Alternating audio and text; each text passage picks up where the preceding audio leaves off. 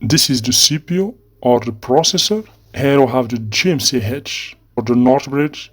Here we have the ICH or the SOT bridge. This is the SIO or Super Input Output IC.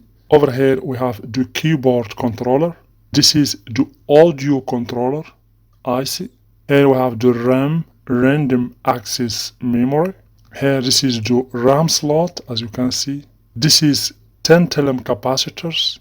Tantalum capacitors. Those capacitors are polarized capacitors. Over here we have ceramic capacitors or PF capacitors. This is inductors or coils.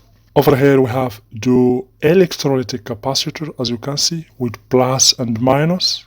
Here we have the BIOS, the basic input output system. This is MOSFETs, 8-pin MOSFETs with drain, gate and source. Here this is the clock generator IC, and here we have the quartz. Also here the crystal, as you can see, or quartz. Here we have the transistors. This is MOSFETs, a 3-pin MOSFETs. This is Zener diode, as you can see, with cathode and anode. Zener diode. Here this is another kind of tantalum capacitor. This is basically ICs, controller ICs. In each circuit in the motherboard you will find ICs. Here we have another kind of inductors or coil or inductor. In the other end of the motherboard we have the CPU socket, as you can see, and inside it this is tantalum capacitors. Here we have PF capacitors or ceramic capacitors. PF means picofarad capacitors. Here we have MOSFETs, and here we have the IC, the CPU control IC. This is the Wi-Fi card. Here we have the antenna connectors. This is the battery connector. Here we have Zener diodes, as you can see. Zener diodes. We're gonna see another motherboard in order to go deeper into understanding motherboard components. Right now I'm going to show you other components in a second motherboards in order to go deeper into understanding laptop motherboard components. This is the RAM, as you can see, random access memory chips. You can remove it simply, and this is the slot, the RAM slot. Here we have the CPU under this heatsink. This is basically the heatsink. Under the heatsink we find the CPU. This is the heatsink basically. To decrease the heat, over here we have the NOT bridge. So the NOT bridge here is integrated with the graphic cards, okay, in one chip.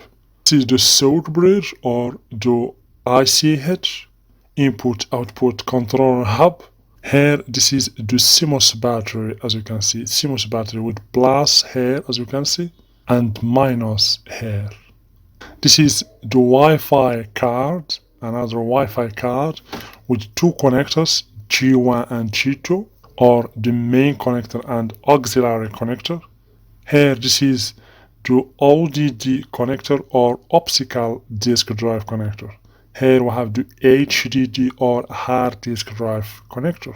This is basically another type of battery connector, VGA connector, the charge IC connector, RG45 connector, USB connectors.